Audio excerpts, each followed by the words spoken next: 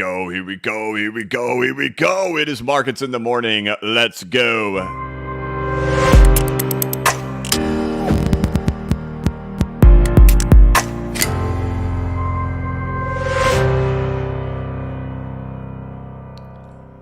Hey, what's going on, everybody? This is the Blockchain Backer, bringing you the latest cryptocurrency news and analysis. Welcome to Markets in the Morning. Today is Thursday, November 16th, 2023. This is Markets in the Morning, where we take a look at the price action of the cryptocurrency market, including the Bitcoin price chart. We look at the altcoin market. Of course, we take a look over there at the stock market to see how we're getting ready to open here in the next 2 minutes.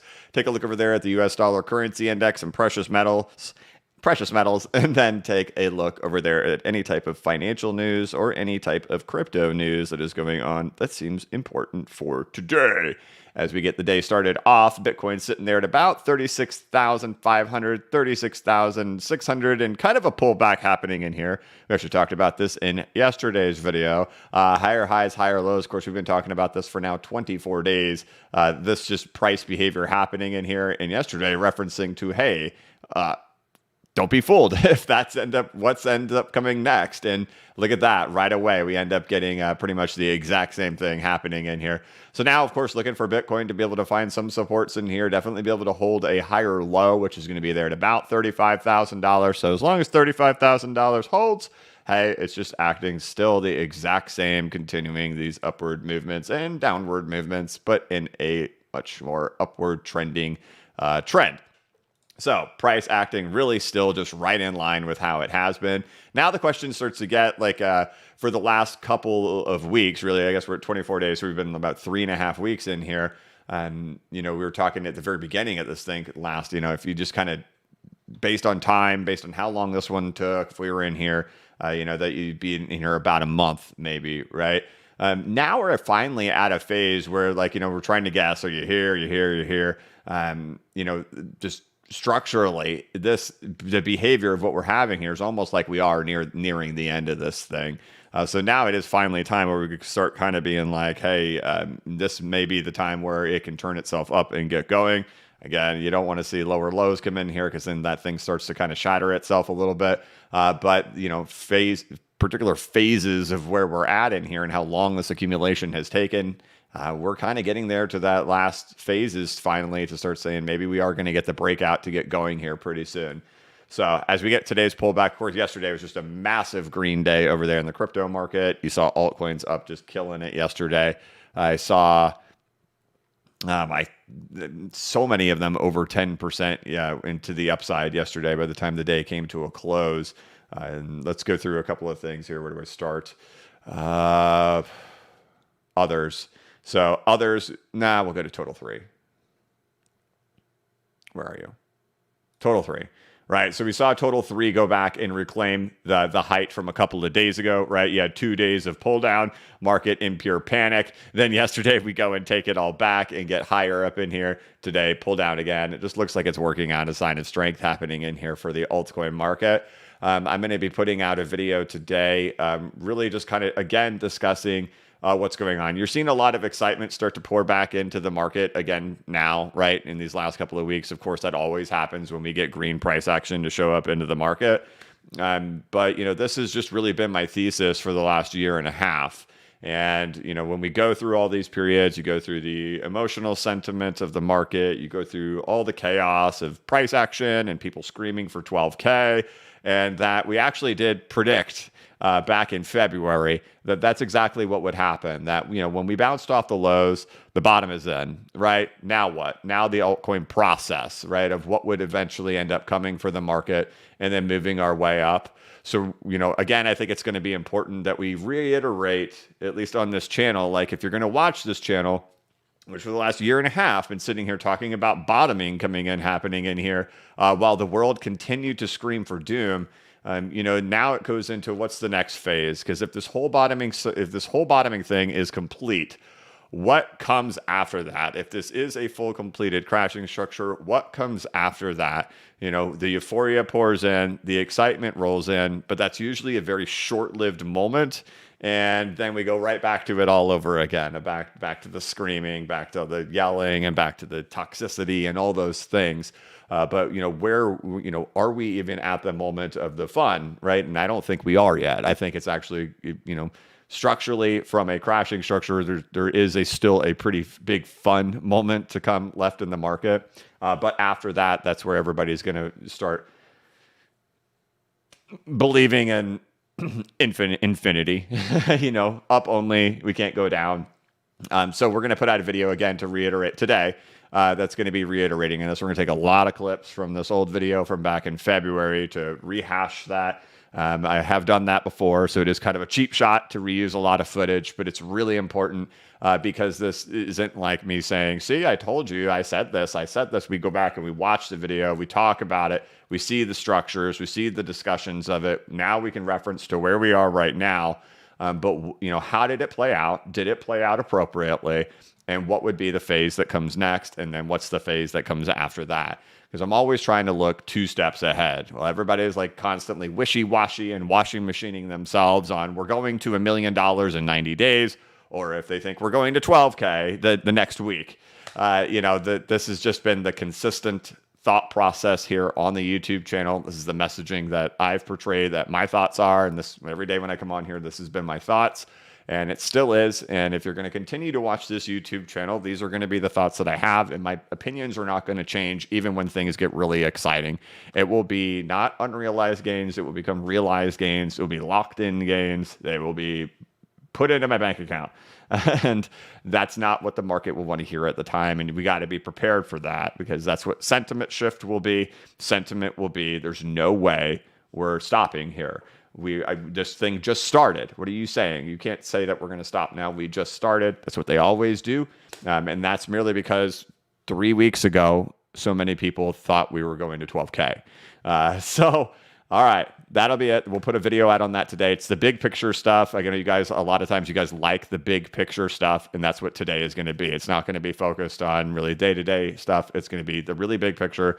What has been the thought process on this YouTube channel for the last year and a half, and what is the thought process moving forward? And so it's just going to be a continuation of that my thoughts are literally the identical to what they were back in February, and what would come next. So that'll be later today. Moving on over to Bitcoin, the Bitcoin, Ethereum, USDT, the safety dominance trade, right? Safety dominance. Still continuing to just slightly trend down over here. You can look on the right side of the screen. You have altcoins over Bitcoin. Call your favorite Bitcoiner and check on them today, as I'm sure you have been every day for the last 3 weeks, as this has just been the play happening over here, as these altcoins just continue to outperform Bitcoin, even in a fall today, right? The altcoins are significantly outperforming Bitcoin today, even as Bitcoin is pulling back. Still, I think there's going to be another exciting phase happening here in this market, and we're just not there yet, but still waiting for the bigger move to come out of here. Let's backtrack a little bit. Again, Bitcoin normal. Looks like, we found a little bit of support here this morning so far, sitting at now 36,723. Again, kind of ideas would be maybe that we are already about right here. This was like an ABC fall down. You have your ABC fall down, a quick shuffle back up, and then a quick wick back down and a quick wick back down. So we'll see if that can continue to go in there. Again, the things are, how big is this race going to be? Is this thing going to continue following 2016 or something different? Nothing has changed from this just yet, but we'll be keeping our eyes on it. Moving over to the stock market, as the stock market is now open. So the stock market opened 6 minutes ago. We can see we do have a red opening today. I did post over there on Twitter yesterday. And I've been mentioning this in Markets in the Morning, that I was getting ready to start hedging the portfolio by shorting some stocks. And finally, I did get those entered in yesterday. I shorted Microsoft and I shorted Apple. So those are puts. Those do expire in April. I don't talk about puts. I don't teach that stuff here on the channel or encourage it, because I have the full expectation those could go to zero. That is totally a hedge play. It is just a protection in case the market does tank. There will be some downside protection happening in there. My true hope is that those shorts get wiped out, they get obliterated, and they go into nothing by April. But just in case, they are there in place. And finally, I did get them entered in yesterday. So as you can see over here on the Dow did hit the 786 retracement level over here on the E-mini Dow futures. You can see over here on the actual Dow Jones Industrial Average, it did poke slightly higher. The E-mini Dow futures, of course, is going to include after-hours trading. So this includes all that extra trading that happens when the market isn't open between typical trading hours, like open 7 minutes ago. This thing has been trading all night for the Dow Jones, right? So we can see that thing did get to the 786 retracement in here. DXY now at 104.26, so it has held. This looks like a crashing structure to me, but the thing I have been anticipating is more of an ABC structure happening in here.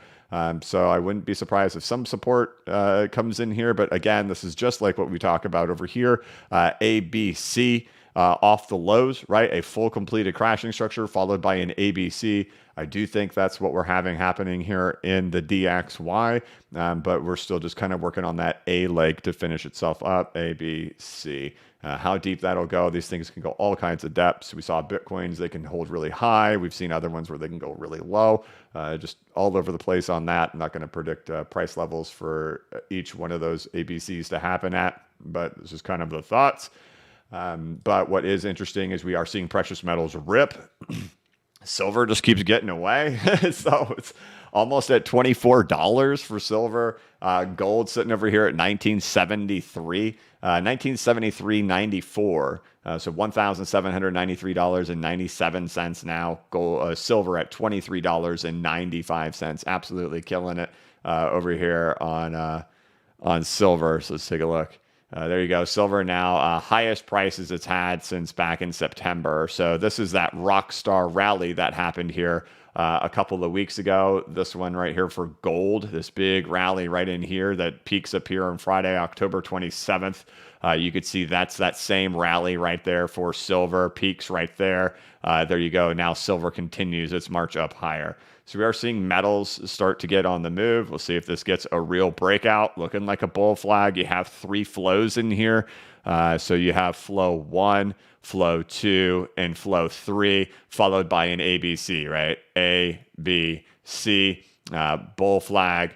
Can this thing now go on for more flows up in here? It's looking like it could. Again, precious metals moving really high to the upside. It's typically an indication of problems over there in the U.S. stock market. We'll see if that ends up being the case. Of course, as we have the index is sitting back at those retracement levels, of course, being on edge of that at this time.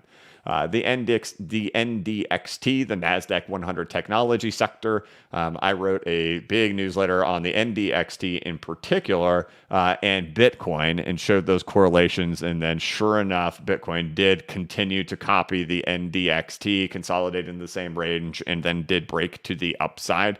That was 3 newsletters ago. The last one prior to this one was about developer activity and lots of doing a big fat case study on the top 20 of the developer activity versus top 20 by market cap.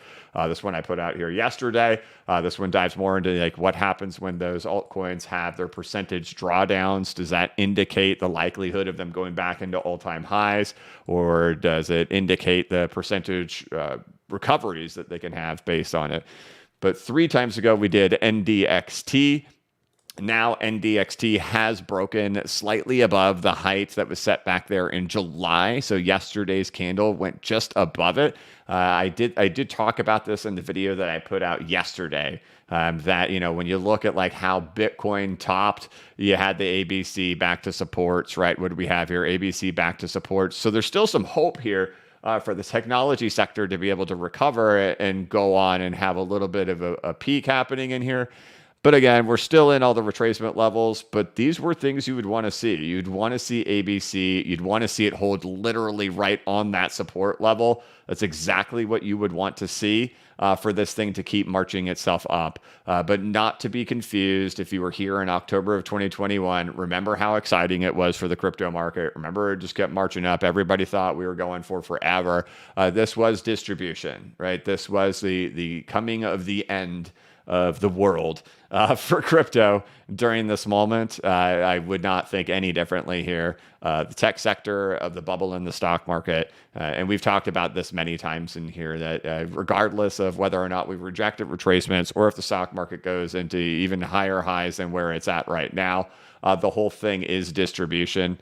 Even like in these examples right in here, what did we do, right? You ended up going a little bit higher and then the world fell apart. That's the same thing that happened over here during the great financial crisis, that we end up going a little bit higher. This isn't good because we need to be on the actual Dow. We spend how many years in here? This is 2000, right? This is over here. This is 2006. We get above it, but then the world falls apart, right? We go into the great financial crisis. You go over here. What happens? We finally get out. Everybody thinks we're good to go. And then boom, the world falls apart. That tends to be the case. And if we do end up getting that, my thoughts would be the same, because we're going to do this really fast. This is the exact same size as what happened before the Great Depression ended up coming in. I'm not going to change any of my thoughts on that I think that we are on the brink of that eventually coming. I think it's very unlikely that it's going to look like that. And I'm not certain that we even will get a new high coming in here. I'm definitely not convicted on it that we even will. But to understand how high we are in the current stock market right now, we can start ourselves right over here, right at the actual low, right? So we'll get our way over here.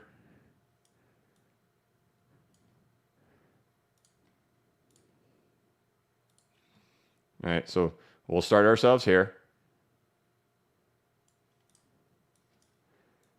Right, so we see we have the same structure here, right? We have broadening wedge. And so from the bottom of the broadening wedge is where we are starting ourselves here. I'll scoot over just a little bit more so it's easier to see. Then if we measure what a 4.236 extension would be for here,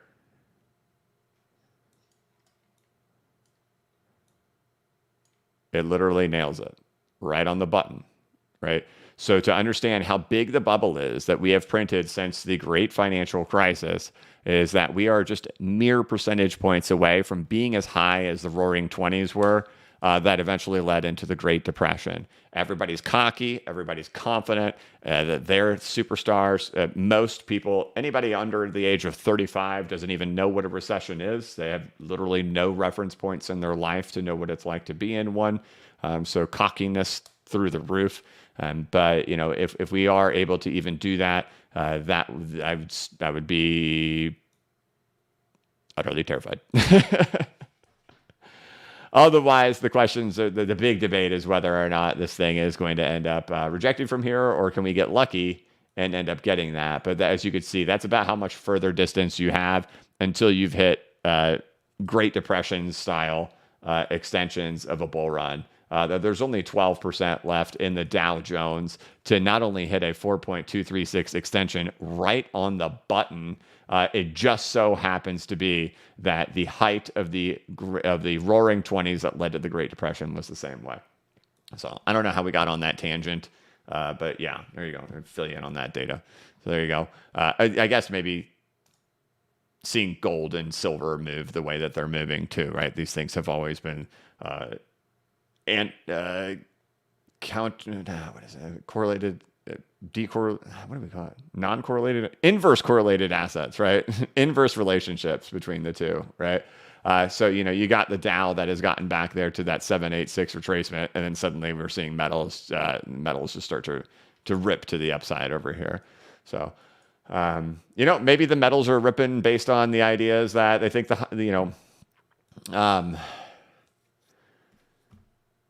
people assume, and I'm just going to theorize here.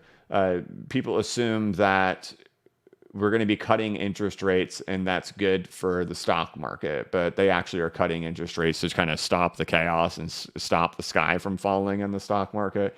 And maybe metals are already reading ahead because there's an inverse relationship between metals and between the stock market that, when the cutting comes, we've always seen it. The cutting is bad for the stock market. It's that things are hitting the fan.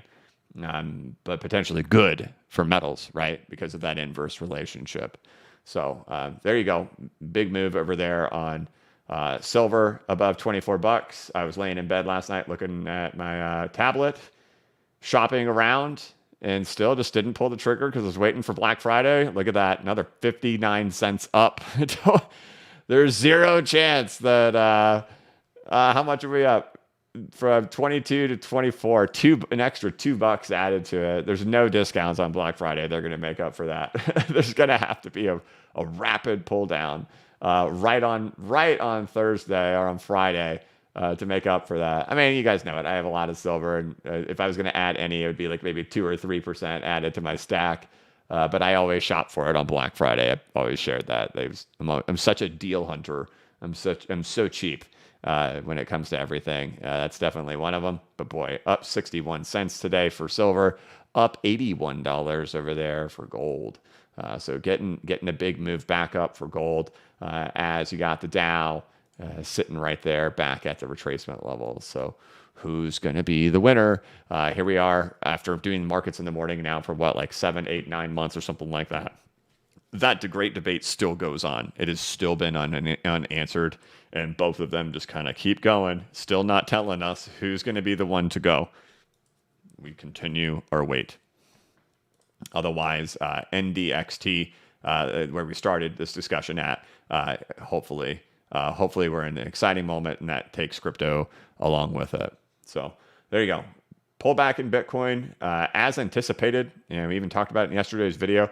It feels like we are finally getting to a phase where, like I said, I haven't spent any time really kind of being like, okay, so what we have to do now is we have to do this little bump, and after we do this bump, we'll do another bump, and then we're going to pull back down, and then we have a bigger bump, and then a bigger bump to fall down. I haven't done any of that kind of stuff, right? Just kind of been like, look, we got to get through a few weeks of this. But now we have finally, like, most structures here are pretty intact. They look pretty good to go. That we are finally at a phase where we actually could get going. So I think kind of can start getting those hopes up that maybe we will start shifting up a little bit there. At least that's going to be my thoughts. So what are we on? We're on Thursday, maybe into the weekend. Maybe into the weekend, we see some excitement over there in Bitcoin. That would be epic. It would be great. We know we're at 38K. That's one of those retracement levels. That's been the danger level. Like when we talked about like ultimate doom scenario, like if you're going to go down to $2,000 Bitcoin, $3,000 Bitcoin, like compared to Ethereum, that you would still get a retrace, and that retrace would take you into this area. So we definitely want to see it get through here. But these structures all look pretty good. So we'll keep our eyes on it, and I think we're at a point where potentially we could get it to happen here pretty soon. We're no longer sitting here saying, "Hey, we got weeks to go." I don't think we're here. I think that phase actually already did come because of just structurally how we got up here. This structure was very similar, followed by the big ABC to pull down, the ABC to pull down, the quick rise back up, and then the expectation that we would actually whip right back down, which we sure did. So hopefully by the weekend, we actually have some excitement moving over here for Bitcoin, which again gives that propellant to give the altcoin market one more big juice to get going and get ripping to the upside. And I think that's what we're waiting on to really get through all these levels here. You see others up here teetering over the top of last point of support over here. We see that same stuff going over there for total 3, right? Total 3 is up there near that last point of support as well. And as you can see yesterday and today, being the highest that we've been since August of 2022. So we're going on a year and 3 months that we've seen total 3 get this high. So it's exciting, but I think if we want to get the full-blown breakout above the preliminary support, probably going to take Bitcoin. And we've shown those things. Bitcoin leads the way. Give it a couple of weeks, and then that altcoin markets, one by one, they just start ripping. You're probably going to see the same stuff that you see now. Like the things that have been exciting have been, of course, like Solana, Chainlink, AVAX. Then the next ones get to go when it's their time to shine, and everybody's FOMOing over those, creating narratives over why it's going to go to the moon and keep on ripping and roaring. But yeah, either way, there we go. Who's the winners today? GE, Microsoft, Apple, losers, Roblox, Coinbase, Amazon. Crypto, there you go. AVAX, right? One of the killers going on right now. XRP, absolutely nothing. Now it's just like All right, waiting for Bitcoin. We're either waiting for Bitcoin to get out of there, waiting for Bitcoin to rip, or as we've discussed, that this ignore the news pump. What do you have? You've escaped from your last point of support in Wyckoff. And is this thing going to have to go through a full back test happening in here to then get it work back up there? It's very possible. I'm not that interested in guessing in the price action happening right in here. And so I've mentioned this week, I'm just not too interested. We know we got way too euphoric here. We saw over 4,000 people here in the live stream in Markets in the Morning. We're back to regular numbers now. You can see it right there, 2,017 viewers. That's normal. We had 4,400 that day. That's euphoria, right? So if we see euphoria happen again, you know that's where you're just way overheated for XRP. And I always talk about that too. Like I have data on the back end to know when the sentiment is too strong, but that was a really good example for all of you to witness together, because we've got 2,000 people in here. These are probably mostly regular people who are watching right now, regular viewers who show up for Markets in the Morning right now.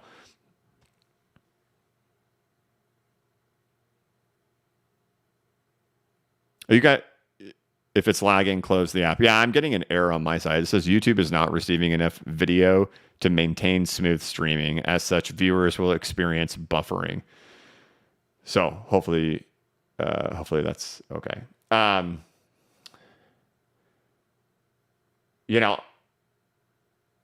think that's all I'm gonna comment. I don't want to comment on the narratives on the ETF stuff. Like you can tell that's now the new narrative for the XRP community is to talk ETF stuff. I'm just not interested in that in any way. I'm not going to entertain it.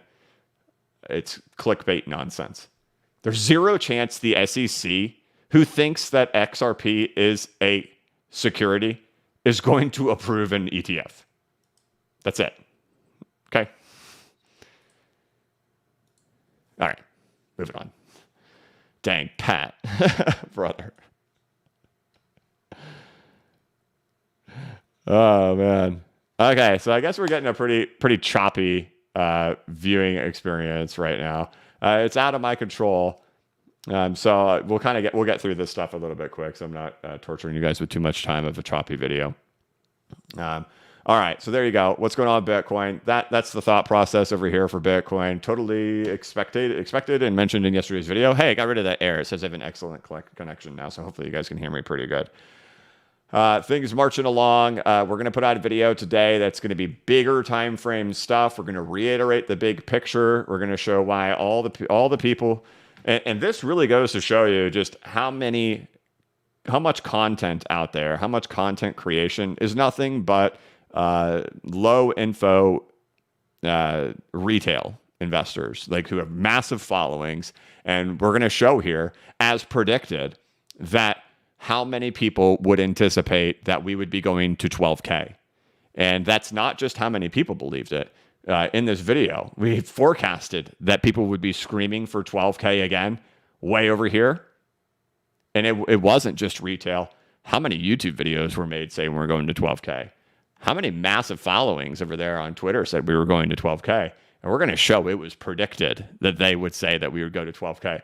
So now you can go back and look at in August and September and October why BCB was so spicy and a jerk about the 12K stuff. It's because they're all following the same content, the same emotional retail investor who's got retail investors who have massive followings on Twitter and massive followings on YouTube. They don't know what's going on. They're just making it up on the fly. They have no forecast, no plan. They're selling BS. Anyway, we're going to go back. We're going to talk about the big picture today and reiterate that. So you continue watching this channel. And when you see me say the things that I say, it is not because you think I'm some guru. It is not because you think that I have some secret sauce that nobody else has.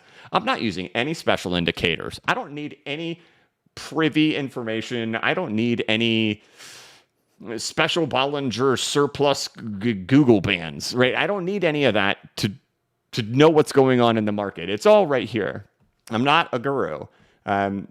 I just very much recognize what is going on in the market. We need to reiterate that on the big picture because I think we're moving into a new phase of the market. And as we go into that new phase, it's not like it's a surprise because most of this market is surprised. Most of the market, a month or two ago thought we were going to 12K, 23K, 20K, 16K, blah, blah, blah. Market rips to the upside. They're totally surprised, which means they just don't have any clue what's going on in the market. And the places they're getting their information from has no clue of what's going on in the market, which means if this thing rips to the upside, they're going to be buying into narratives, stories, everything. They're going to look at secret divergence, Bollinger super bands, all these different things that absolutely don't matter. And we got to reiterate what is going to be happening on here. Because if this market rips to the upside, I'm a seller. It's plain and simple. I did not sell low to buy lower. I bought low. We're going to get to a place where it's going to be time to sell. But most of this market, most of these places where they're getting their information from on YouTube and on Twitter have no clue what is going on. And so we're going to paint the big picture again, reiterate it again. You're going to see that the big picture has played out precisely as the expectations have been. The next phase, very exciting, very exciting.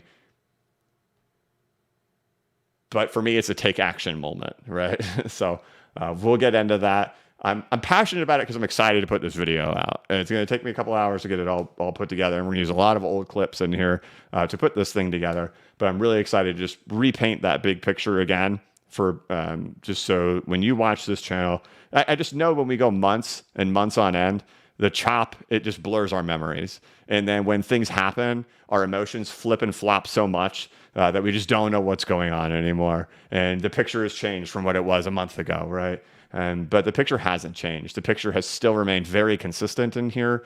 We're going to repaint that picture, repaint where we are right now to say it is an exciting moment in the market.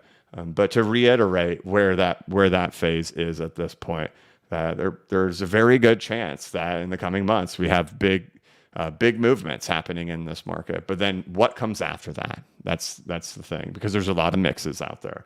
Just a month ago, how many people thought we were going to 12K or 23 or 20 or 16?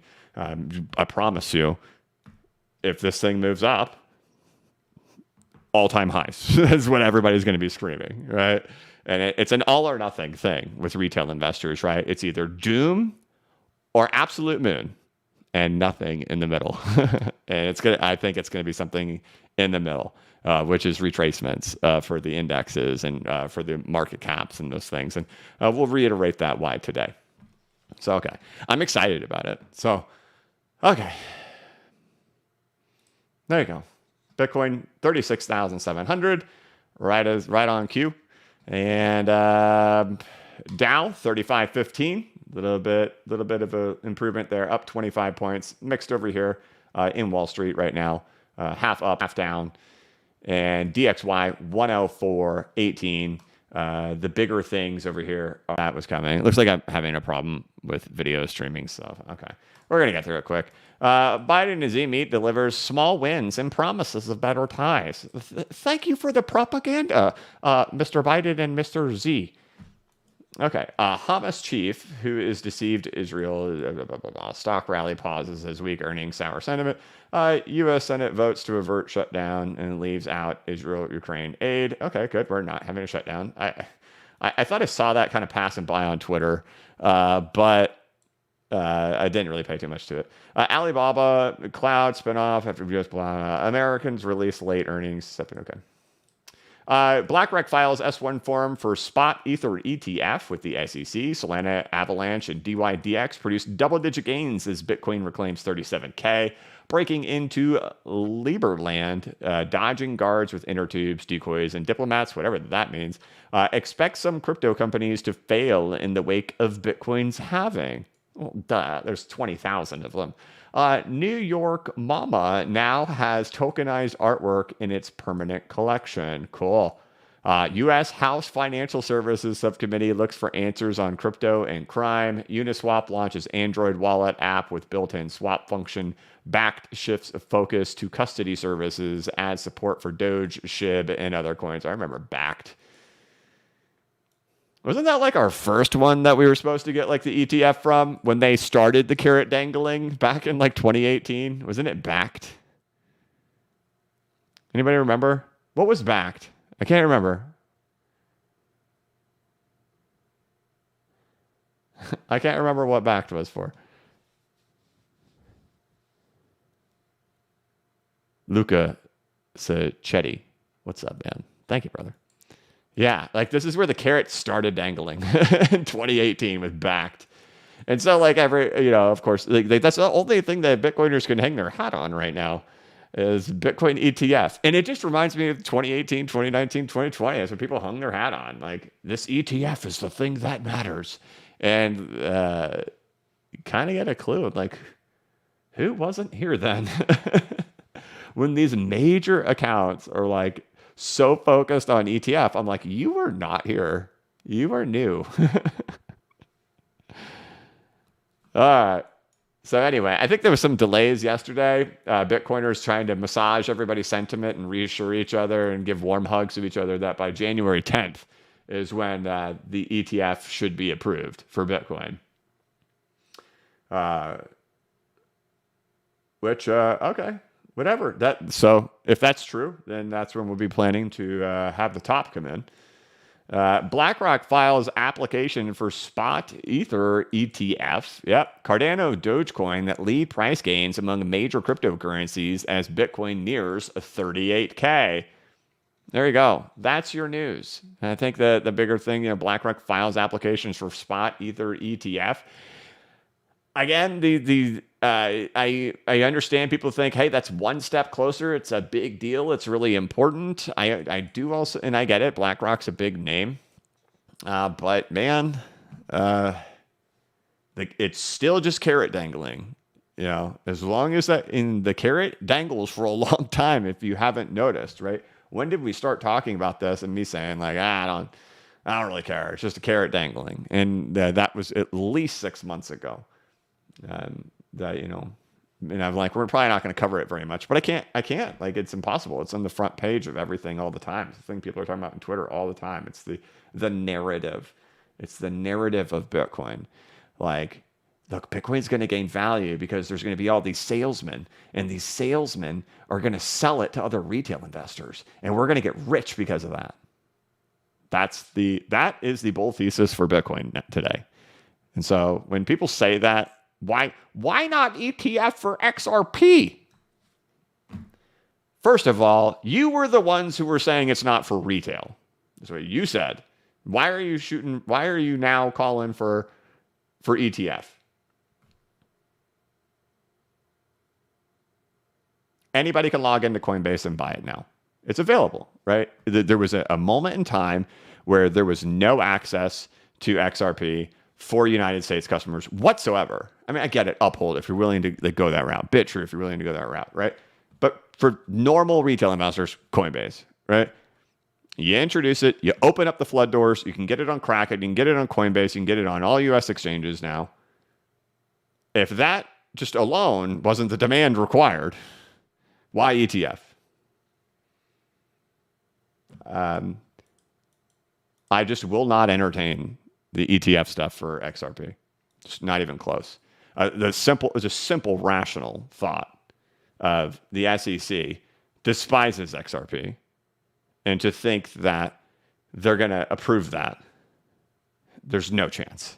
It's literal zero. Okay. But it makes really good clickbait. All right. Just like Bitcoin's ETF, by the way. Okay. Well, I'm done being a jerk. I appreciate you guys tuning in. Don't get me wrong. I just, on these live streams, I have no filter and I can't edit.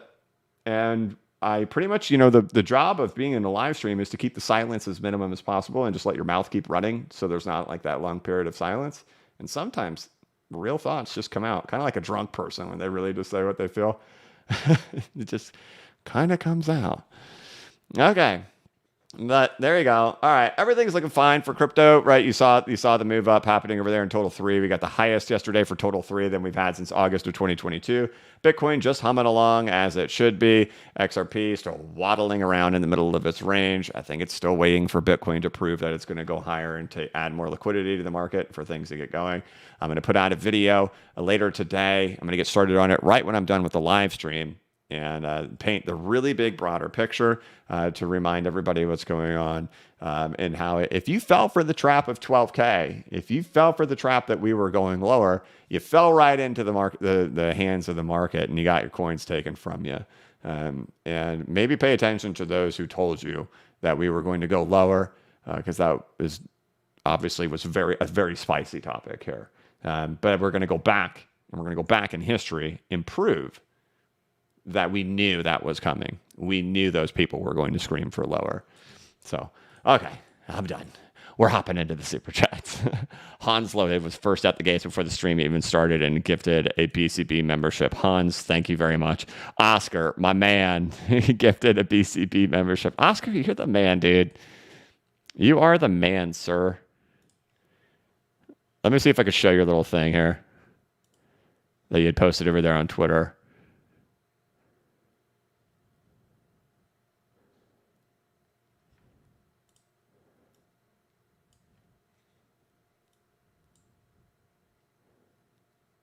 Here we go. Here we go. Here's that long period of silence, right? That you're not supposed to do as a live streamer.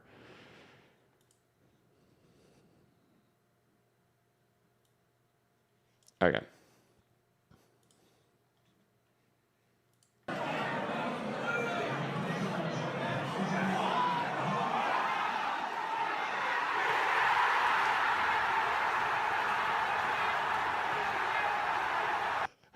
Okay. I absolutely love that. I need more volume. This is not enough volume. That was supposed to be awesome. Hold on. There we go.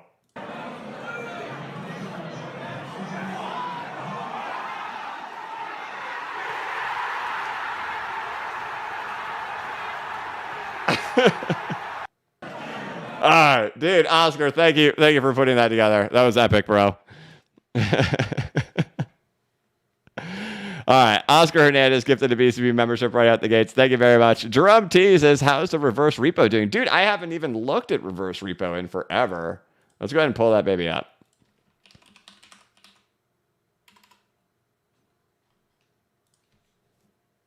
Oh my.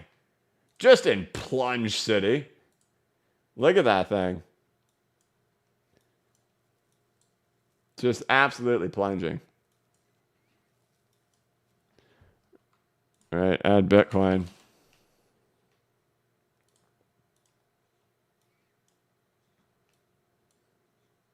All right, we'll move this over here, right?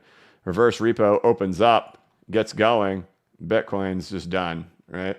Reverse repo peaks. After the peak, we fly off the bottom. Don't worry, guys, it's tied to the halving. And then, of course, we get going, liquidity, entering into mole markets, chaos, crazy, all that good stuff. And we're just marking up, right? So this thing's all the way below $1 trillion. Dang. Crazy. So there you go. Money flying out of the Fed, right? So, I mean, this is another thing that points to tell you, look at that. Let's see if that's still updated correctly. 100% chance that the Fed is paused. Now that 99.7%. I mean, it's clearly obvious the market thinks that we are done hiking. The hiking cycle is over. We are in the pause phase of the cycle, of the hiking cycle is what is being priced in here. Where did you go?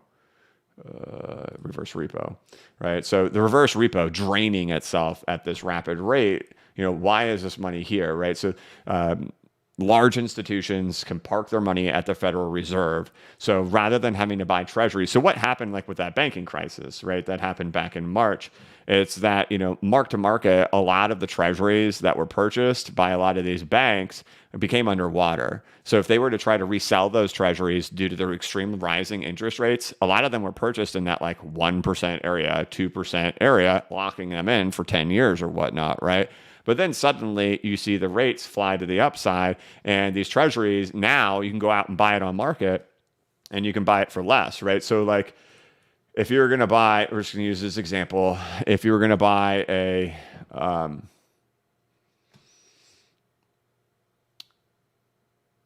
if you were going to get, say, five, we're going to, this is simple math, but it's not entirely accurate math, but it's close enough to prove the point, right? So if we were going to buy a 10-year treasury, right, and it's going to net 5%, damn, no, we're going to use 1 year. We're going to use 1 year, just for very simple math. Right, if we're going to buy a 1 year treasury, netting 5%, and this isn't perfect math, but it just gives you an idea. And if at the end of the 1 year, it was to equal $100, right? What would we have to pay for that? We'd pay approximately $95, right? And then by the time the 1 year hits, it has matured and it's become $100. But we pay $95 for it. However, like if it's netting 2%, right? If the 1 year, sorry, very sloppy handwriting with a mouse. If the 1 year is 2% yield, then we would pay $98, right? So that way, by the time the 1 year is up, our $98 has turned into $100 because we got 2% yield over the course of that year.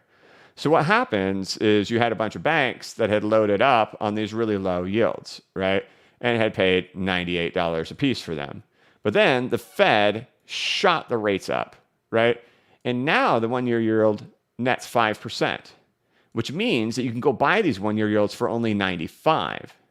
So the banks are stuck with all of these things that they bought for 98, but the market value of them is actually only 95. By the time they get to maturity, they would hit their full maturity, but they're stuck with all of them that they paid this much, and the market doesn't want to buy them off of them without the bank having to take a loss. So what did institutions do?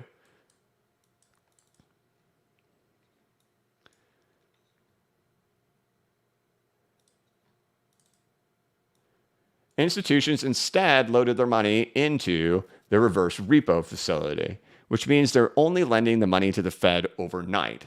So rather than having to lock themselves into a year, a month, or any type of time frame, they could go ahead and load it into give it to the Fed, and the Fed would pay them the overnight rate of about what the federal funds rate is. So they were still getting very close to what they would get with a treasury yield, but it'd be about 0.25% less. However, they were not tied to any type of duration. So as long as the Fed was rising their interest rates, these banks could just keep lending it to them overnight and still continue to get those higher rates as the Fed continued to hike. Then what has happened here since May is that they have now believed the Fed is not going to be raising the rates anymore. And they are pulling their money out, and they're willing to go buy those actual treasuries now that they were once scared of that would destroy them. Did I lose everything? I lost everything. Okay, who cares? That they would lose that. So they're now willing to go buy those. That's over here. They're now willing to go buy these because they're not worried the same situation is going to happen to them now. They do believe that the Fed is done. So they're not scared needing to park their money over there. And so as the United States Treasury continues to issue debt, they go buy it up. And then, a lot of this money just ends up flooding out into the markets as well. So we've seen, stocks rise, seen crypto rise, we've seen all that stuff rise as this has been happening. But of course, this is also money that was being pulled out of markets, right? Scared of markets. So that's why the reverse repo went up. It was the fear of the continued interest rate hikes. And it's all leaving because they're convinced that the Fed is not going to continue to raise, which over the course of the last 3 meetings, they have paused. And it's now pretty apparent they're not going any higher. And the treasury yields are kind of indicating that at this time too. Probably seeing those interest rates drop because the market is gobbling them up. That reverse repo is probably gobbling up treasuries in a massive way, which is why we're seeing yields fall. We're even seeing the short duration ones fall. You saw the 10-year yield at over 5% just a month ago, now down to 4.43. It's getting eaten alive. People are buying it, loading up on it for 10 years at that 5% rate that it was. But if you wanted a 10-year yield now, you're only going to get 4.43% compared to what you were going to get just a couple of weeks ago at 5. So this money is flooding out, and it's gobbling up all those rates. So that was the extra little armor that the Fed had in their back pocket that they didn't have to worry about raising too much, or if turmoil hit. There was always that $2.5 trillion sitting over there in the reverse repo from those institutions that could get deployed out into the market. Worrying about the Fed starting QE or concerned about the Fed starting QE, my thoughts are that reverse repo would have to be completely drained first, because that has been like one of their little backup ammunitions that they've had, is knowing to really let that go. And they can let that go by signaling we're not going to be raising rates anymore, and then that's going to cause that to drain, which it has, right? So you can see here, this is just how, this is our trajectory of 2022, and here we are in 2023. I'm rambling way too much. I got to keep going. Okay, we saw the reverse repo. I'm going to do better going quicker through the questions. Ben 10 says, hey, BCB, I noticed that it's a full Fibonacci extension for EOS would take up to around $70, $90 during a super cycle. Do you think it's possible for EOS, or at least an extension at all-time highs? Unlikely, right? We've learned a lot in 2021. We've learned a lot in 2022 and 2023. Those newsletters that I'm putting out, I am really diving into what happened, because the market was very different in 2021 than it was in 2017. In 2017, literally everything went. It was just Moon City for every single thing. That was not the case in 2021. Only 1 out of 5 coins ended up going to Moon City in 2021. So I've been spending a lot of time for the last 6 months, including going to Consensus in 2023, only going to one presentation, only having one in mind that I wanted to go to, which was Electric Capital's developer report, to learn what the heck is going on underneath the hood of the market, how were winners and losers chosen on who went to those new highs. And it was very clear that the odds increased based on how much development was happening underneath the hood. And I got to really analyze, and I've gone through this on the channel quite a bit, to see what happened to EOS. EOS is the number 3 largest coin being developed on. You could consider EOS being today's Cardano, today's Cosmos, today's Polkadot, or it's Solana, or it's AVAX. That's what EOS was in 2017 and 2018. But for some reason, it didn't recover. And what happened? And underneath the hood, you could watch it. You could see how it had the most, it had like number 3 most transactions, number 3 most transaction dollar values, number 2 most developers working on it. But what happened under the hood is that the development started dwindling. The developers started leaving. And that was the trend that showed consistency in 2021. If coins were seeing the developers start to part ways with it, it just lost interest if the development wasn't growing on it. So has that development fired back for EOS? No. So I find it hard. If we are going to utilize new data that was provided to us in 2021 from a different market dynamic where it was only 1 out of 5 versus 9 out of 10 in 2017, what are the things that we can drive from it? Is to say that if there's a chance of things going into new all-time highs, and unless there's some like epic short squeeze on EOS, right? If there's sometimes this market is dumb, right? It is. Dogecoin was dumb. This market could have some stupid thing where it's like, hey, let's all pump the Dino coins, and maybe that happens because it happens, right? But if there's a consistency, if we're going to look at what happened in 2021, it's to say, well, which ones had the developer data? And then like in the newsletter I put out yesterday, was there a consistency between things that drew down a certain amount of percent or things that drew down more percent? And it was very clear that, the deeper things fell, the lower they went, how less likely it was for them to go off into new all-time highs.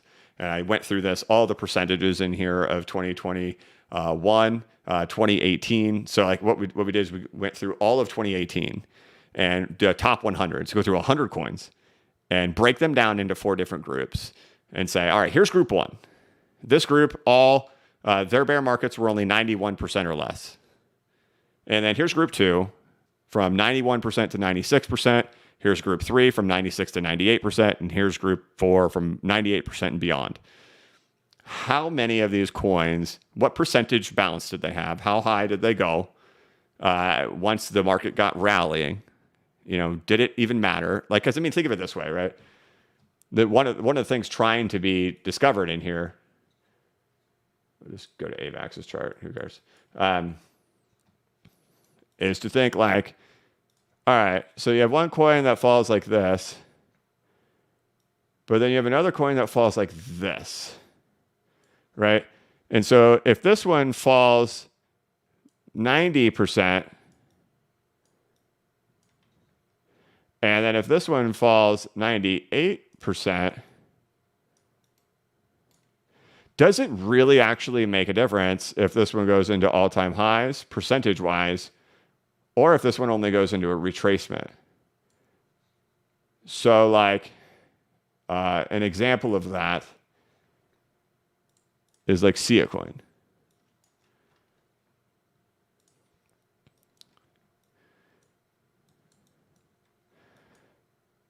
So ZimoNitrome is one of these coins that fell 99.34% during the 2018, 2019, 2020 bear market. So from the C19 lows, it actually ended up bouncing up 8,459%. What would have been the better asset to buy during the C19 sell-off? Would it have been this dead coin, ZimoNitrome, or would it have been Bitcoin? It would have been this dingus dead coin, ZimoNitrome. That would have been the better one to buy. Like, even if you just bought it right in here, like you spent the next couple of months after it, where everybody's screaming Doomtown, 4,833%. Go to Bitcoin. Even from the low, Bitcoin only goes 1,696%. Dingus ZimoNitrome would have done better. And like we're talking about that moment, right? If you bought right here in this time for Bitcoin, 939%. So ZimoNitrome did a whole lot better in that, right? So one of the questions trying to be answered in here is there consistency in that? If a coin falls really, really hard, does that mean even if it doesn't go into an all-time high, the percentages exceed what happens, right? The percentages are still there. Because in the end, if you haven't learned it yet, percentage measurements matter over price. If you haven't discovered that yet, you're not going to make a dime in this market. You're not going to make a dime. It's going to be the same thing happening here. Like for those who are buying Solana right now, okay? Solana has fired up to what, 65, 66 bucks coming off of 10, right? 8, 10, 13, that area. What are you chasing, right? It's already up 700%. Congrats to those who wrote it up there. Thank you, taking a bow. But what are you chasing after that? Where are you going with Solana? Are you going to 100? Are you going to 150? So you're trying to make 100%? That's just not enough because you're only going to turn $100 into $200. Whereas at the very bottom, you turn $100. Right now, you're like 5, 6, 7, right? So those things are always, it's all the only thing that actually ends up mattering is the percentages. And so that becomes the question trying to be answered there on, well, if you do that with those altcoins, if they fall really, really deep, does that mean that their bounces, percentage-wise, are going to be higher than other things, right? And I'll go ahead and give you the answer. No, it doesn't mean that. ZimoNitrome was kind of a special example because not everything did. And it wasn't a statistical, unlike developer data, which does show a statistical difference. No, there's not a big difference between whether it fell really hard or if it had a shallower bear market on what the percentage backup was. There was not, in my opinion, there was not a meaningful difference. And so chasing it just because it fell really hard didn't necessarily mean it was going to bounce back a whole lot stronger. But the answer and the question that you're asking is, can you go for a full 0.236 extension on EOS on, afterwards, right? Right now. Anything is possible. Of course it can. But are the odds stacked against it? I would say the odds are likely stacked against it for two main reasons. One, the depth of how far it has fallen. You find that in there you'll find, and I present all this data in here, so if you want to check out blockchainbacker.substack.com, you find that the more shallow of a bear market it has, the higher likelihood it is of going into an all-time high. And the deeper it falls, the less likelihood it actually ends up having. So you stack those two elements together to say, hey, it's more likely to go into an all-time high if it has a shallower bear market compared to a deeper bear market. And then the concept of is there development taking place on a coin? And we watched EOS development really abandon. And I get it, we're talking about EOS right now. Everybody's like, I don't give a crap about EOS. This is important for every coin, right? Whatever you have in your bags. This is a thought process to use when analyzing what you have in your bag. Is there development on there? How deep were them? Where's the cutoff? That is what I've really spent the last weeks really writing about in these newsletters and putting together and trying to present the data with tables and show the correlations between there of what the odds are. Could that happen for EOS? Could that happen for any coin? We saw it in 2019 and 20. You saw Cardano fall down 98% and recover and go into new all-time highs with a 10,000% gain. Did any other coins that did that depth of a fall do that? Very little. Cardano was like a special case, right? Ethereum fell like 95, 96%. Went off into a new all-time high. Did everything that fell 98, 95, 96% do that? No, Ethereum was a very special case. What were the two things that were very consistent about Ethereum and Cardano during that time? High development underneath the hood. Developers working on it. Developers coming in. New commits, right? Those were kind of those things. And so putting together those puzzle pieces to say, and that's the thing I keep kind of saying, that's like my theme of 2023. We've clearly identified only 2 out of 10 altcoins go into these new all-time highs in 2021. It's so different from 2017, where it's 9 out of 10. It's only 2 out of 10. And again, that number gets proved again in here by calculating it in a totally different way. We prove it in here. Just by saying how many go into all-time highs. It's literally 2 out of 10, 1 out of 5, 20%, however you want to say it, 20 out of 100. Your odds were 1 out of 5. What could have been done to weed that down? How could you turn it into 2 out of 5? How could you have turned it into 3 out of 5? Is there any data out there that could have implied who's going to have liquidity poured back into it and who's not? And that's what these newsletters have been about. And that's why that's why I'm telling you the stuff about percentage drawdowns. I keep harping on the developer data. I do believe there's something there to it. And there's a lot of coins I get asked about here in the channel. Not like, we're talking like lots of other stuff. Lots of coins I get asked to chart and stuff.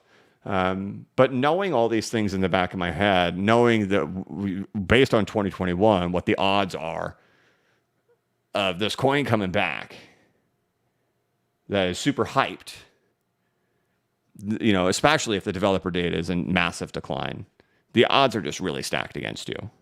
So I think discovering all of this stuff, making these correlations between drawdowns in markets and all the development data, it's probably made me more confident in the market than I probably ever have been. From rather than just feeling like I'm throwing a dart at a dartboard on coins, to feeling like it's much more educated on who has the higher potential of winning, not just on the technical charts, right? But now we know, because we learned in 2021, a lot of these coins can only retrace. We learned that in 2021, right? It's very different from 2017. So what do we have to figure out to say what was the odds of going into the all-time highs and the liquidity pouring into specific assets? What were those elements that were important? And I do believe we have narrowed it down with just what's in these 2 newsletters, narrowed it down to if all this particular criteria had been met in 2021, you could have gone from probably about 2 out of 10 to 6 out of 10. If you had followed very specific criteria, these were the cutoffs that the thresholds you allowed in regards to like drawdowns, and thresholds that you allowed for developer data, you could have been at 6 out of 10. Of course, just like with anything, that's hindsight, right? How would we have known in 2021 that would have happened when our market had not behaved like that? We wouldn't know that. But we know it now. We know that's what happened. So we can, do the same things we always do, where we're just kind of like listening to people give us really good justifications in YouTube videos and in tweets. Or we can look at the real data and see, what did the real data tell us? These are the things that happened, and, go with that. And that's going to be the method that I'm going to go with, is just kind of going based off the data.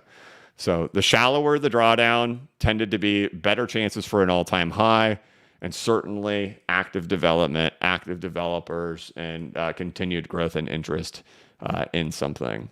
And there's lots of free resources out there to get that stuff. You guys, we talk about developer report, talk about Sentiment, where you can go get that stuff. Sentiment is a paid service, but you can get the stuff over there. I might have them on the show today. Not today, one day. I've been in talks with them. I think they'd love to give you guys a presentation or something like that. Again, I'm not sponsored by them, but I think you guys would enjoy hearing what they have to say. So I might bring them on one day. But okay. Moving along. By the way, I do own some SIA coin, so don't get me wrong. I do have some Dingus SIA coin. I've had SIA coin for a long time. One of my Dingus coins. All right, there you go. All right, let's get through this. We got to get this thing over.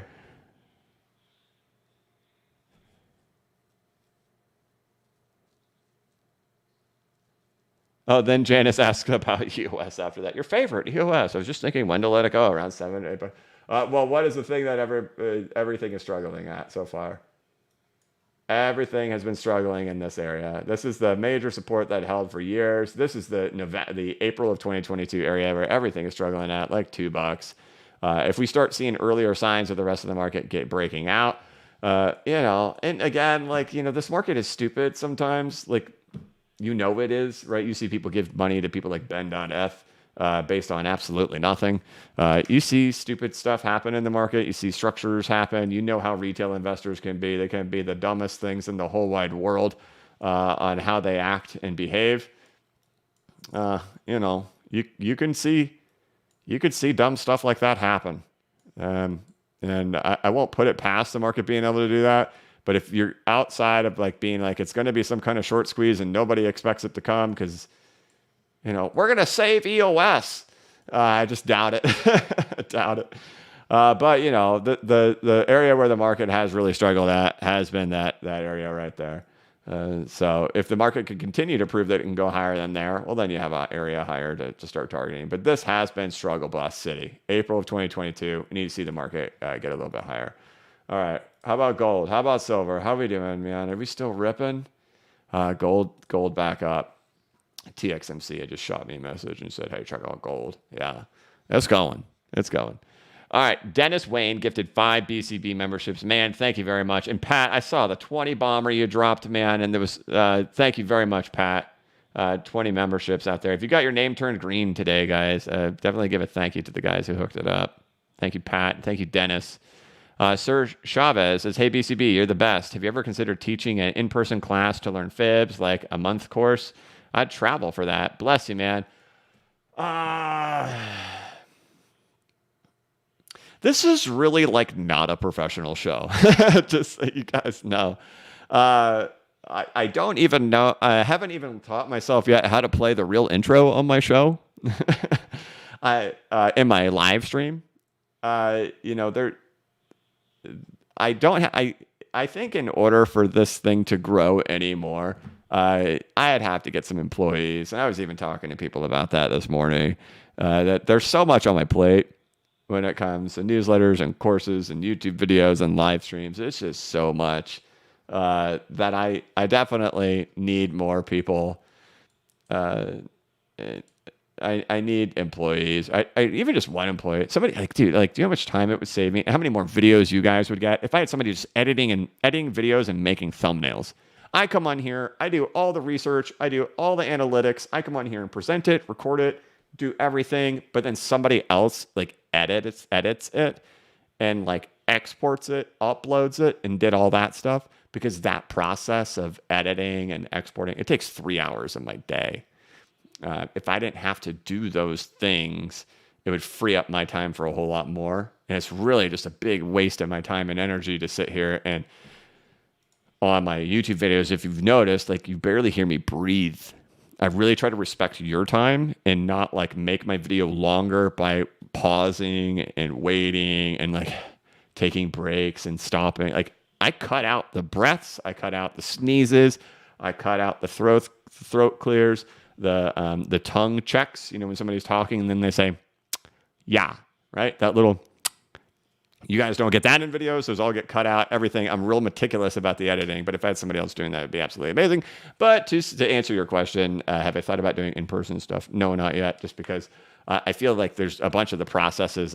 Before I added something like that to my plate or even considered anything along those lines, there's other things. I need to figure out a system to have people handle a lot of the meticulous work that I have to do here on the channel that isn't pertaining to creating content or interacting with people or being involved in the community. It's that all that extra tedious stuff that I have to do. I need to put that on somebody else's plate to help me out, and I need to figure that out.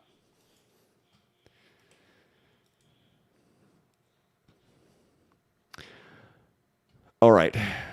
Thank you, Sir Chavez. Cole, BCB, you are the man. Do you think it's possible to see $9 in this next exciting phase before we correct? If it doesn't seem mathematically possible, given the safety trade dominance chart targeting low 70s.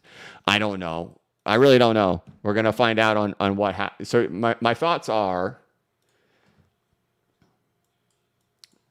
like my thoughts have been, the next phase would be, and I don't know how long it's going to pause here, working through sign of strength here at the preliminary support. I don't know how long it's going to be there. But, once the market can get moving and it heads up in here, who's going to be winners? Who's going to take how much? Are some going to go into all-time highs? Are some not? Where's that flooding going to happen in there? And we'll be watching, right? I think, hundreds of billions of dollars will be added to the market cap of crypto during that time. And we're just going to have to see where it's divided up amongst. Is it going to go to XRP? Are you going to see, is Ethereum only going to retrace, right? And in that retracement, that's where XRP catches up to the market cap of Ethereum. I think it's possible, but I don't know. We're going to have to wait for it to come and see how much juice can XRP have in there.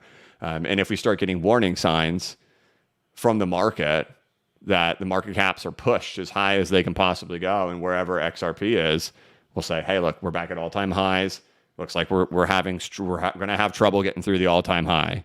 Or we're back at the 786 retracement as these market caps are all back in here, right? We're at $2.50 or something, $3, and it's like, hey, look, everything's back at these retracements. It's all at the struggle place, and we're having the confluence of XRP right here at the 786 retracement of the 2018 crash. It is what it is. Or if we get the full-blown break and we have confluence of XRP's market cap hitting a 4.236 while Ethereum can only retrace, and while the market caps are only retrace, there's your confluence too. We'll just have to see. We've shown it over there that time-wise, the length of time that XRP has now been in here, it's the exact same. This whole consolidation, this breaking out, leaving the range, we are at the same amount of time as it took and to enter that area where we do go back and back test the top of the range. Like we're here now, right? That's where we're at time-wise in here.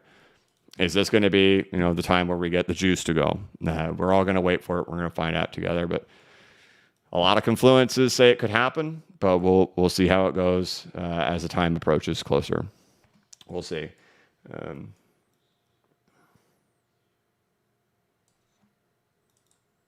we go. Okay, I need to get this thing wrapped up. We're at an hour and 14. Thank you very much, Cole. Ryan Chase says, Ryan Chase had gifted 10 BCB memberships. Man, thank you guys. This is where you guys kind of went on a little bit of a spree. And then Pat was right after that with 20. You guys were too generous, Ryan Chase. You've been giving them a lot, man. I really appreciate it. And Pat, just always, bro. Thank you guys very, very much. Punisher became a new member. Thank you, Punisher. Appreciate it, man. And then B has been a member for 5 months. The lizard overlords are lagging the stream because you mentioned the SEC never approving an XRP ETF. Oh, you would think they would prop my video up? They'd be like, yes, relay that. Under the Influence says, do you anticipate alts to merely retrace along with Bitcoin, or do you think alts will hit new all-time high as Bitcoin retraces? I've been with your channel since December of 2019. Well, I think we've gone through a whole lot of data in this market in understanding 2021 and how it happened, that statistically speaking,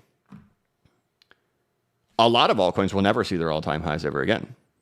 Right? That's just the statistics of it. We've seen the market dynamics. We've seen the way it has played out before. It says that a lot of coins will never see their all-time highs again. And going through 2021's coins, only 20% did. Right? So the question should be more of kind of rephrased of, will we see segments of the market go off into new all-time highs during the retracements? And that's very possible, that a lot of the liquidity is actually more consolidated as the market caps do retrace, that the liquidity is really consolidated into really more of those high development active coins that people are FOMOing over rather than everything breaking into new all-time highs. But my guess is we would see some all-time highs happening into the retrace. But this would be a different dynamic market. So I'm guessing right along with everybody else. And that's just kind of where we're at. And again, all that will be wrong if this is the case. I'm trying to be very clear on that. If this is the case, if we're following 2016, if this thing is going to go over 7 months here and just continue sideways, then there is no big alt season right now. It's still going to have to wait even longer. And if you are like all in and your scenario cannot handle this happening right in here, you're screwed, man. If you don't have the belief that this could be the case, it's very possible. Very, very possible. So, we have nothing yet to prove that this isn't the case for crypto, for Bitcoin, for the market, right? We're obviously acting very similar to when prices go ripping to the moon. We're acting very similar to that, but nothing has broken away from this either to say it's not this. So we gotta wait. we still have to get the altcoin markets to really break out and then go.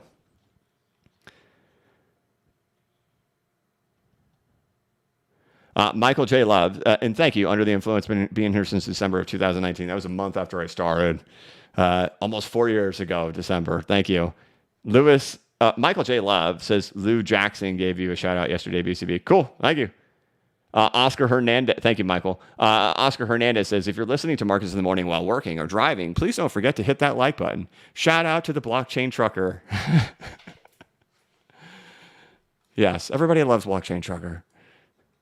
And if you don't, there's something wrong with you. All right, Kim589, I only just joined your newsletter, and I'm really pleased I did. The information is well worth the cost. Thank you. Kim, thank you. You've been with the channel a while. I appreciate it. Yeah, no, those last two ones are bangers, in my opinion. Like, that's my thoughts. You know, and they can't all be that intense, right? Not every newsletter can be as intense as those two, just because sometimes the market's kind of stale a little bit. But those last two are pretty big bangers of alpha. Thank you very much, Kim. Zoltan Valkoya gifted a BCB membership. Zoltan, thank you. Mr. Nobody says, hi, BCB. With only so much capital to spread around, why wouldn't smart money buy and pump the top 5, top 50 due to a new all-time high? XRP, US Dash, XLM, Litecoin. Pump the top 5 or 50 due for a new high. Wait. With only so much capital to spread around, why wouldn't smart money buy and pump the 5 or top 50 due to new high? I'm not sure what you're asking, but I think you're saying, why wouldn't they just, so a lot of it's going to be like, one thing we saw in 2021 too is, a lot of it is that venture capital exiting, which is going to be the concerns for some of these, like Solana, venture capital exits, retail investors buying it and like not realizing a lot of these. I have very, very strong suspicions that some of the really big names in crypto are just like influencers with really big shows. I have a very strong suspicion they are a marketing arm of venture capitalists. If you think and I don't have the proof of it, but like I run through my own head. If I had billions of dollars, would I try to plant trustworthy content creators into the crowd and get retail to trust some of these plants that I have, and then have these plants say things and do things that in the end I'm doing my own thing on the back end. I'm doing the opposite. I'm distributing while I've got all of my content creators out there pushing for people to buy. Or I'm buying when I've got my retail, I've got my content creators out there convincing you to sell. Do you think Jim Cramer is as bad as he is at what he does? Do you think he's really that bad and he can keep his job for 30 years and be on national television? Or do you think he actually does his job perfectly? And that's why he gets to keep his job. Right? So I'm not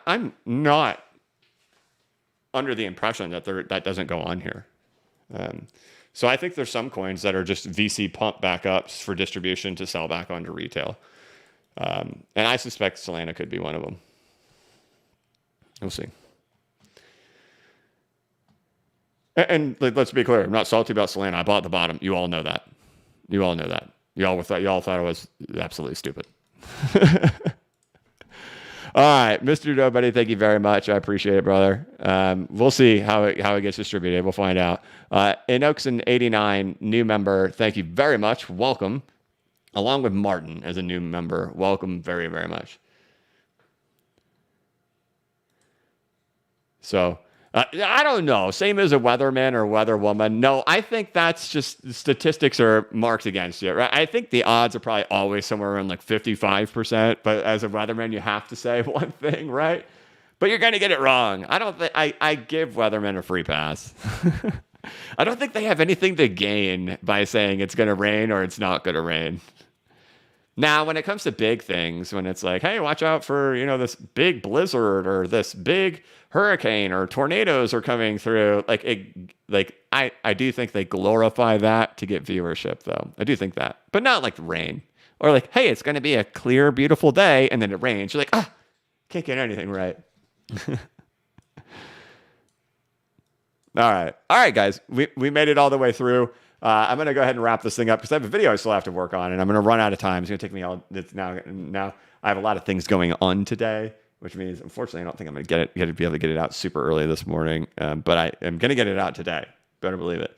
But I'm going to go ahead and wrap things up so I can get going on it. Thank you guys so much for hanging out with me, and the support and the generosity, all those memberships, the super chats, and just hanging out here in the chat and chatting. Mike Shaw TV says he's a former weather dude. Sweet. Spag says, what time do you go live every day, buddy? I keep missing it. So I've been live for 1 hour and 22 minutes. So look at your time, whatever time it is right now. Go back 1 hour and 22 minutes. That's what time I go live every day. So, all right. I am going to wrap it up, you guys. Of course, if you want, check out the newsletter at blockchainbacker.substack.com. There's a link in the description of this live stream, and I just posted it there in the chat. That is a subscription-based newsletter. And then, of course, if you want to get more content from me, we even talk about dev data in here too. You can check out bcbacker.com for over 40 videos and over 11 hours of content from me. Over here, this was $39 one time, no subscription for this stuff. You get access to that and just turn on my beautiful voice anytime you're getting ready to go to bed. You're like, hey, you know what? It's nighttime. I'm going to go to bed. Let me pop in my AirPods into my ears and let's hear a little bit of hey. You could do that. That can be you. All right. I'm done. All right, guys. Have an absolutely wonderful day. Thank you all so much for watching.